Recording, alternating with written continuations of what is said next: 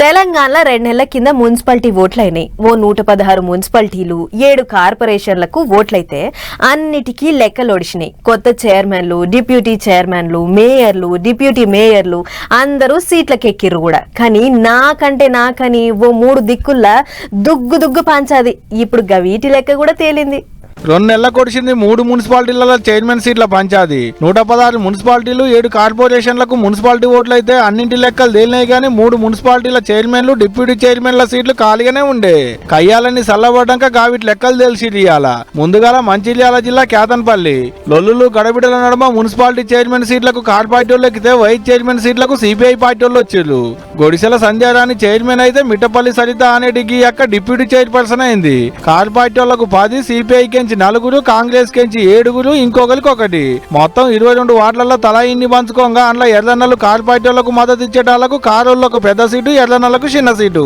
ఇక రంగారెడ్డి జిల్లా ఇబ్రహీంపట్నంలో కూడా ఇదే కథ. మున్సిపాలిటీ చైర్మన్ సీట్లకు కారు పార్టీ వాళ్ళు ఎక్కితే వైస్ చైర్మన్ కుర్చీలకు పువ్వు పార్టీ వాళ్ళు ఎక్కారు. కారు పువ్వు పొత్తుకునే అన్నట్టు. టేకుల సుదర్శన్ రెడ్డి అనేటికి అన్న చైర్మన్ అయితే శ్యామల అనేటికి అక్క డిప్యూటీ చైర్పర్సన్ కుర్చీలకు ఎక్కింది. ఇక ఉన్నది నిర్మల్ జిల్లా ఖానాపూర్. ఆడ మళ్ళా పాత కథే. మునుపైనట్టే లొల్లుల అయ్యేటాళ్లకు ఇట్లయితే మంచిగా లేదని మళ్ళా వాయిదేశీలు ఎన్నికల అధికారులు అయితారన్నాడు మాట్లాడతారట దాని గురించి.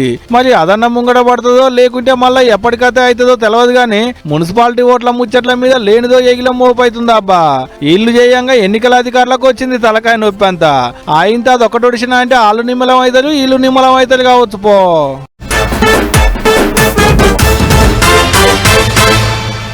కొత్తగా ఏదన్నా పార్టీ ఉట్టుకొస్తే పార్టీ పేరు ఇనబడితే నోట్ల నానేటట్టు ఉండాలని చూసుకొని పేరు పెడుతుంటారు. ఇంగ్లీష్ అక్షరాలతో పీల్చుకునే తందుకు అల్కగా ఉండేటట్టు పేర్లు పెడుతుంటారు. అట్లా తమిళనాడులా టీవీకే, డిఎంకే, ఇటు దేశంలో బీజేపీ, సిపిఐ, సిపిఎం అని నోరు తిరిగేటట్టు పెట్టిర్రు. ఇప్పుడు కవితక్క కూడా అట్లనే అందరికీ నోరు తిరిగేటట్టుండే పేరు పెట్టాలని అనుకుంటున్నదట. అందుకే ఓ పేరును ఖరారు చేద్దామని అనుకుంటుందట. ఇంతకు ఆ పేరేంది అని అంటే తెలంగాణలో మల్లోపాలి టీఆర్ఎస్ జెండా ఎగిరేటట్టుంది. అంటే కార్ పార్టీ వాళ్ళు మళ్ళీ అధికారంలోకి వస్తారని కాదు, దానికి గులాబీ రంగు జెండా కాదు, దానికి పెప్ప కేసీఆర్ సార్ కాదు. కవితక్క పెట్టేటి కొత్త పార్టీ. కవితక్క పెట్టబోయేటి కొత్త పార్టీకి టీఆర్ఎస్ అని పేరు పెట్టాలని చూస్తుందట. అవునంటే అలా పార్టీ కార్యకర్తలు గులాబీ అభిమానులతో మాట్లాడిందట కూడా ఇదే ముచ్చట మీద. అయితే ఇంత మునుపున్న తెలంగాణ రాష్ట్ర సమితికి తెలంగాణను వీకేసి భారత రాష్ట్ర సమితి అని చేసినుండే కదా. అట్టిప్పుడు తెలంగాణ రాష్ట్ర సమితి పేరు ఖాళీ అయింది. అదే పేరు మనం పెడితే బాగుంటది దేమోనని ఆలోచన చేస్తుందట కవితక్క. గా పేరు పెడితే ఎట్టుంటది ఏందని దగ్గర వాళ్ళను, రాజకీయం బగ్గ తెలిసిన వాళ్ళను అడుగుతుందట కూడా. కాకుంటే పార్టీ జెండా గులాబీ రంగులు ఉండదు, పార్టీ గుర్తు కారు కాదట. అక్క పెట్టబోయేటి కొత్త పార్టీకి కొత్త జెండా, కొత్త గుర్తు కొరకు ఎన్నికల సంఘంతో కమాయి నడుస్తున్నాయి. అలా ఇప్పుడు గీ ముచ్చట జోరుగా ప్రచారం అవుతుంది తెలంగాణలో. లెక్కకైతే 2001లో కవితక్కల బాబు కేసీఆర్ సారు తెలంగాణ కోసం తెలంగాణ రాష్ట్ర సమితి అని కొత్త పార్టీని పెట్టి ప్రత్యేక తెలంగాణ రాష్ట్రం వచ్చినాక అధికారంలోకి వచ్చి 10 ఏళ్లు పాలిచ్చిండు. ఇంకా పార్టీ పేర్లంగా తెలంగాణను బీకేసి భారత అని పెట్టి దేశాన్ని ఎలుగుల చేయాలని భారత రాష్ట్ర సమితి అని మార్చిండు పేర్లు. ఇప్పుడు టీఆర్ఎస్ పేరు ఖాళీగానే ఉంది కాబట్టి అక్క పెట్టబోయేటి కొత్త పార్టీకి ఆ పేరు పెట్టాలనేటి ఆలోచనలు చేస్తుందట కవితక్క. ఇక గదే అయినా అంటే వచ్చే ఓట్లలో బాబుకు పడేటి ఓట్లన్నీ బిడ్డకు పడుతుండొచ్చును పో.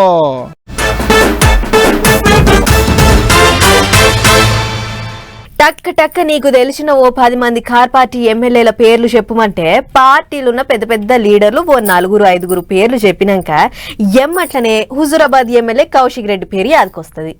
మరి సారి వేసేటి పాలు కూడా అట్లనే ఉంటాయి. తేపకో పంచాది ముంగట వేసుకుంటాడు, లేదో ఏగలే మోపి వేస్తాడు. గట్ల కాంచిన కయ్యానికే గింత పని అయింది. రైట్. సిఐడి విచారణకు రావాలని నోటీసులు ఇస్తే ఇంటామని ఎంబడేసుకుని సీదా విచారణకు వచ్చిండు హుజూరాబాద్ ఎమ్మెల్యే కౌశిక్ రెడ్డి సారు. విచారణకు పోయే ముంగట సిఐడి ఆఫీసు ముంగట విలేకరణలు అడ్డం తిరిగితే ఈ మాట అన్నాడు. వాళ్ళు ఏం అడుగుతారో అడగనియండి, జవాబు చెప్తా, తప్పకుండా జవాబు చెప్తాను. వాళ్ళు ఏం అడుగుతారో కూడా వింటాను.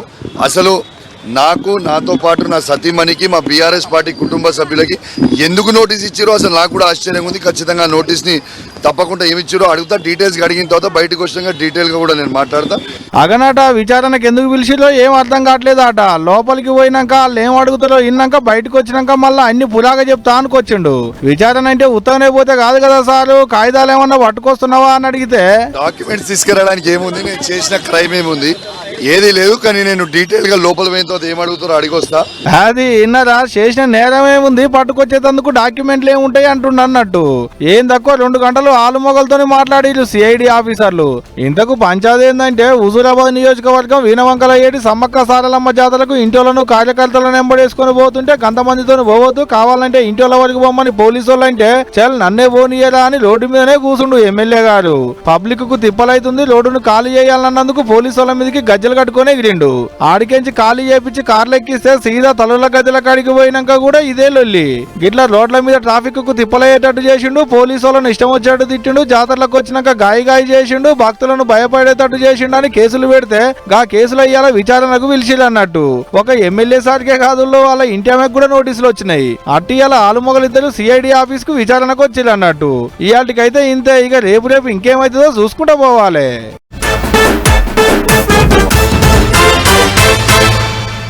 మన హైదరాబాద్ పట్టణంలో శీతం బండ్లు పెరుగుతున్నాయి, కానీ రోడ్లు మాత్రం గంతే ఉంటున్నాయి. అదే పాయగా రోడ్డు అన్న మంచిగా ఉంటుందా అని అంటే లేదు. ఫుట్పాత్లు మొత్తం అప్రాయించుకుంటుర్రు కొందరు జనాలు.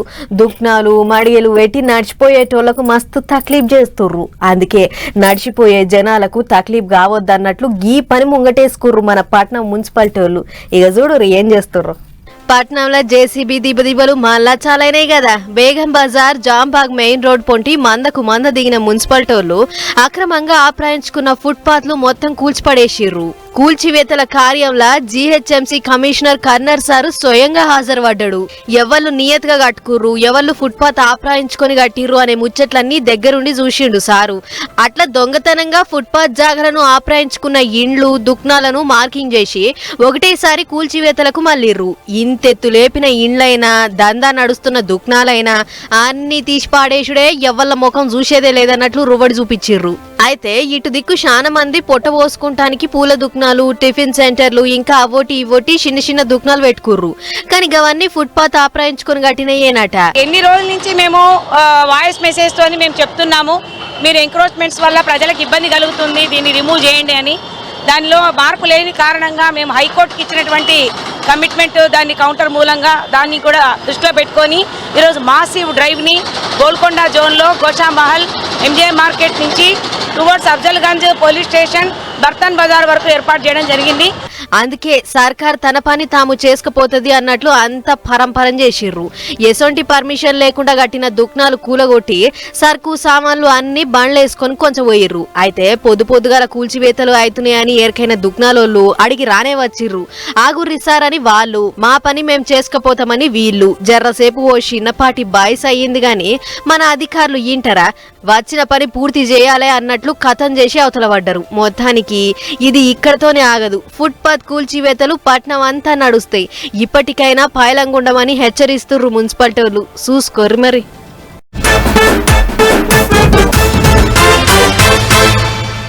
మూసీ కాలువను ముద్దుగా చేయాలని చూస్తున్నామని సర్కార్ చెప్తుంది. తేపకో కార్యం కూడా ముంగటేసుకుంటుంది. మొన్ననే పోయి మూసీ కాలువ ఒడ్డుకు కొత్తగా గుడి కట్టేటందుకు ముగ్గు పోసి పునాది రాయి కూడా వేసొచ్చిండు సీఎం సారు. అసొంటి యాళ్ళ టీఆర్ఎస్వి సంఘపోలు ఈ కార్యం ముంగటేసుకురియాల. ఇన్నొద్దులు లీడర్లు, ఇప్పుడు విద్యార్థి సంఘాలు. బీఆర్ఎస్ విద్యార్థి సంఘం బీఆర్ఎస్వి మూసీ నది మీద పోరుబాటు కార్యం పెట్టుకుర్రు. 50 గుంపులయ్యి తెలంగాణ భవనంకెంచి సీదా మూసీ ఒడ్డుకొచ్చిర్రు. మాజీ మంత్రి తలసాని సీనన్న పార్టీ జెండా ఊపి బాట పట్టించిండు.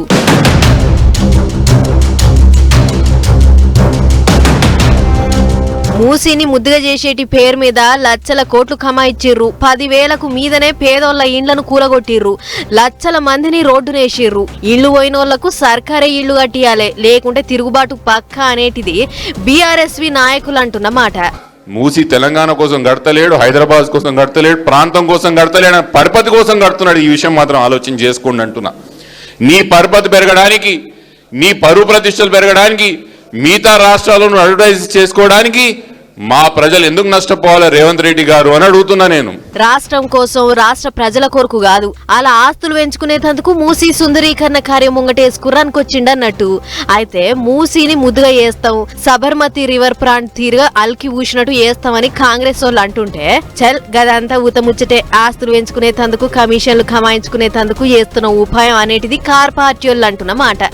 ఏదైతే ఏంది గాని మూసీ సుందరీకరణ పేరు మీద మళ్ళీ కార్యం ముంగటేసుకుర్రన్నట్టు. మరి చూడాలే ఇదెన్ని రోజులు నడుస్తుందో ఇక.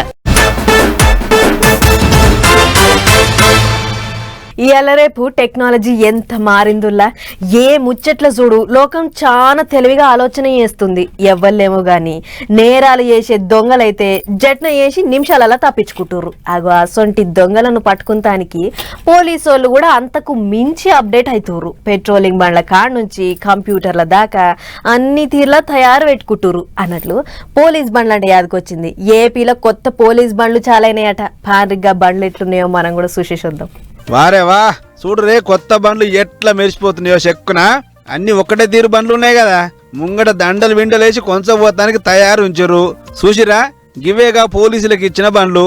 ఏలూరు జిల్లాలో అయింది బండ్లు వంచే కార్యం. అయితే ఉంగుటూరు నియోజకవర్గంలోని అన్ని పోలీస్ స్టేషన్లకు కొత్త బండ్లు ఇయ్యాలని చెప్పి ఆలోచన చేసినాడు అక్కడి ఎమ్మెల్యే ధర్మరాజు అన్న. అట్లాగా ముచ్చట వాళ్ళ దోస్తులకు చెప్తే వాళ్ళకినా సరే అన్నారట. సీన్ కట్ చేస్తే అందరు కూడి 60 లక్షల విలువ చేసే 6 బండ్లను పోలీసులకు అందించరు. అవి గవే గివి. ఇక ఈ కార్యానికి పెద్ద చుట్టం లెక్క బియ్యం ఉప్పు పప్పుల మంత్రి నాదేండ్ల మనోహర్ సారు, ఇండ్ల మంత్రి కొలుసు పార్థసారథి సారిగిన హాజరుపడ్డారు. పెద్ద సార్లు బండ్లు దిగంగానే ఎమ్మెల్యేలు ఇంకా పోలీసు పెద్ద సార్లు చెల్లబట్టలు కాపి పూల గుత్తులు చేతిలో పెట్టిర్రు. ఇక లోపలికి తోలకపోగానే సార్లు ఇద్దరు బండ్లలో మలక తిరిగి చూసిర్రు. అటు వెనక పచ్చజెండు ఊపి రైట్ రైట్ అని చాలు చేసిరు. గిట్లా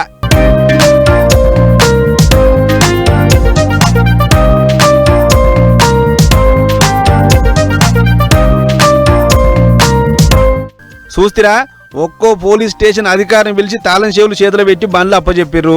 ఇక తాళం తీసుకున్న పోలీసులు అంతా వాళ్ళ బండ్లను తీసుకొని ఎక్కడో అక్కడ పోయిర్రు.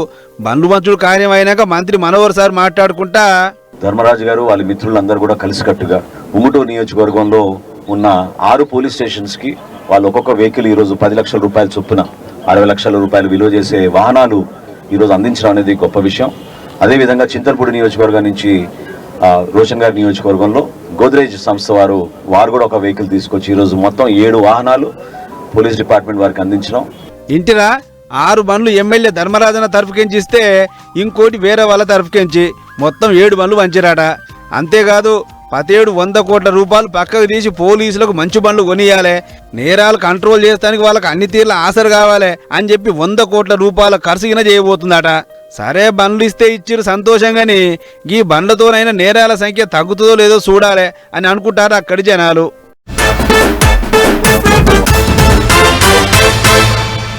పట్నంలో ఏమున్నాయో ఏమో గాని ఊర్ల పొంటి ఏడ చూడు బొచ్చుడు యాప చెట్లు కనబడుతుంటాయి. పక్క మీదకించి లేచినామంటే జారు ఇంటి ముంగటున్న యాప పుల్ల ఇర్చి పండ్లు దోవాల్సిందే. ఇక ఇంట్లో ఏదన్నా అమ్మవారి పండగలైతే యాపాకు తప్పనిసరి. మండలకు మండలు తెచ్చి ఇంట పెడుతుంటారు. అయితే ఊరోళ్లతోని గంత సోపతి కట్టిన యాప చెట్టుకు ఇప్పుడు పెద్ద ఆపతి వచ్చి పడ్డదట. మరి గదేందో మనం కూడా అరుసుకోవాలి కదా. చలో, ఎండాకాలంలో ఊర్లో పొంటుండే జనాలందరికీ పెద్ద సుట్టమసుంటిది యాప చెట్టు. ఎట్లా అంటే చల్లని నీడనిచ్చుకుంటా జనాలందరినీ తన కిందికి తీసుకుంటది, మాట ముచ్చట్లకు వేదిక అవుతుంది. కానీ అసుంటి యాప చెట్టు చూడరే ఎట్లా అయిపోయిందో. మొదలకు చెదలు పట్టింది, కొమ్మలు రంగు మారినాయి, ఆకులు ఎండిపోయినాయి, యాప పుల్ల చేదు మారింది. ఒక్క ముక్కలు చెప్పాలంటే అసలు ఇది యాప చెట్టేనా అనేంతగా రోగం తలిగింది. అట్లని యానో తన కాదు సుమా, దేశం అంతటి ఇదే పరిస్థితి. ఇక ఈ ముచ్చట చూసి జనం అంతా పరిశాన్ అవుతుర్రు. యాప చెట్టు అంటే సర్వరోగ నివారణ అనుకున్నాం గాని అసొంటిది దానికి గిన రోగం వచ్చిందంటే అది ఎంత పెద్ద రోగం కావచ్చు అని మాట్లాడుకుంటుర్రు. అయితే ఇదంత పెద్ద రోగం ఏం కాదు, పెద్ద టెన్షన్ పడకురి అని మాట్లాడుకొస్తుంది వేప తెగులు నియంత్రణ కమిటీ చైర్మన్ రూత్ మేడం. మరిగా అడ్డదాకల రోగం చెట్లకు ఎట్లొచ్చిందో ఏమో మేడంని అడుగుదాం. ఏంది మేడం గిట్లా చెట్లకు? ఈ వేప చెట్లకు ఈ వ్యాధి ఎందుకు వస్తుందంటే ముఖ్యంగా డైబ్యాక్ అన్నటువంటి డిసీజ్ వలన, తర్వాత టీ దోమ వలన కూడా ఈ వ్యాధి రావడానికి అవకాశం ఉంది. ఈ డైబ్యాక్ అన్నటువంటి తెగులు ముఖ్యంగా ఈ ఫోమోప్సిస్ అజాడిరిక్టా అనేటువంటి శిలీంధ్రం ద్వారా వ్యాప్తి చెందుతుంది. ఈ శిలీంధ్ర బీజాలు ఒక మొక్క నుంచి ఇంకొక మొక్కకి గాలి ద్వారా వ్యాప్తి చెందుతాయి కాబట్టి ఎక్కువగా ఈ తెగులు ఎక్కువ కావడానికి అవకాశం ఉంది. ఇంటిరా యాప చెట్లకు వచ్చిన ఈ రోగాన్ని డైబ్యాక్ అంటారట. ఓకే మేడం, రోగం పేరు తెలిసిపోయింది. మరి అడ్డమైన రోగాన్ని ఏం చేసి పోగొట్టవచ్చు అంటారు?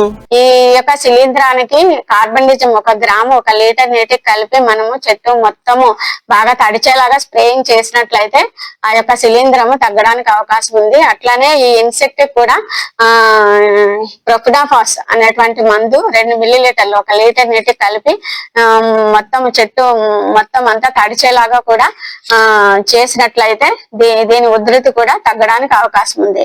అదన్నట్లు మందులు కొట్టి రోగాన్ని చాలా మటుకు కంట్రోల్ చేయొచ్చు అనేది మేడం చెప్తున్న ముచ్చట. అవు మేడం, కొమ్మలు వాకులు ఎండిపోయినాయి కదా, మరి వాటికి ఏం చేయమంటారు?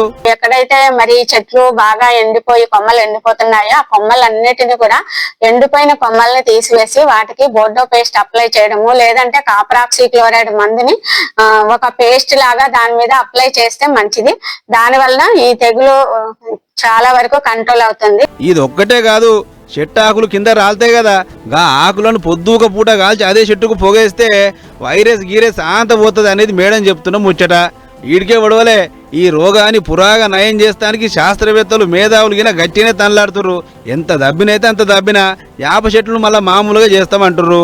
మరిగా కార్యం ఎన్నడైతుందో ఏమో గాని యాప చెట్లకు పెద్ద ఆపతే వచ్చి పడ్డది ఇప్పుడు.